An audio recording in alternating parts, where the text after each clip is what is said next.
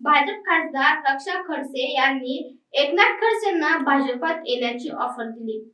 भाजपच्या या ऑफरवर एकनाथ खडसेंनी आपली महत्त्वाची प्रतिक्रिया दिली आहे.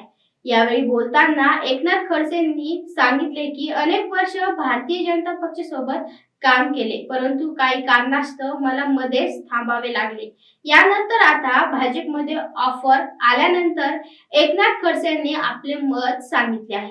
नेमकं काय म्हणाले ते बघूया. मी गेले अनेक वर्ष झाले भारतीय जनता पार्टीचं काम केलं, परंतु मधल्या कालखंडामध्ये काही कारणास्तव मला भाजपाचा त्याग करावा लागला आणि राष्ट्रवादी काँग्रेसमध्ये मला यावं लागलं. आता माननीय शरद पवार साहेबांचं नेतृत्व मी मान्य केलेलं आहे, त्यामुळे शरद पवार साहेबांबरोबरच मी पुढच्या कालखंडामध्ये राहणार. भाजपमध्ये यावं अशी अनेक कार्यकर्त्यांनी मला विनंती केलेली आहे. लक्षात येणे स्वाभाविकता ते भारतीय जनता पार्टीत असल्यामुळे मी भारतीय जनता पार्टी यावं अशी अपेक्षा व्यक्त केली आहे. पण मला भारतीय जनता पार्टीमध्ये आज तरी प्रवेश करायचा नाही आहे. मी गेले अनेक वर्ष झाले भारतीय जनता पार्टीचं काम केलं, परंतु मधल्या कालखंडामध्ये काही कारणास्तव मला भाजपाचा त्याग करावा लागला आणि राष्ट्रवादी काँग्रेसमध्ये मला यावं लागलं.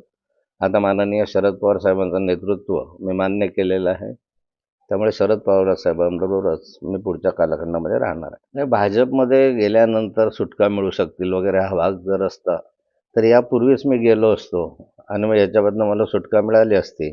आतापर्यंत एवढं मी फाईट केली नसती, एवढा संघर्ष केला नसता. आजही मी संघर्ष करतो आहे आणि अशी स्थिती असती तर ज्यावेळेस अजितदादा पवार वेगळे झाले त्यावेळेस मी कदाचित अजितदादा पवारांबरोबर जाणं पसंत केलं असतं. राष्ट्रवादी काँग्रेसतर्फे माझं नाव यापूर्वीच 4 महिन्यापासून माननीय शरद पवार साहेब, प्रदेश अध्यक्ष जयंत पाटील साहेब या सर्वांनी आधीच जाहीर केलेलं आहे.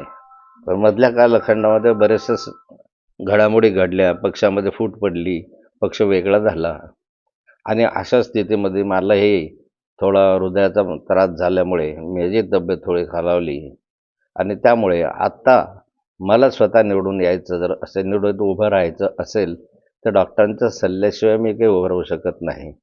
आणि म्हणून डॉक्टरांनी जर मला हिरवा कंदील दिला तर मी शेवटच्या क्षणापर्यंत राष्ट्रवादी काँग्रेसची उमेदवारी घेईल. ऑफर वगैरे नाही, पण भारतीय जनता पार्टीत गेले 40 वर्ष मी सातत्यानं काम करत आलेलो होतो आणि त्यामुळे भारतीय जनता पार्टीचे जे आज वरिष्ठ नेते आहेत ते पूर्वीच्या कालखंडात माझे सहकारी होते आणि त्यामुळे त्यांच्याशी माझा परिचय आहे, चांगले स्नेहाचे संबंध आहे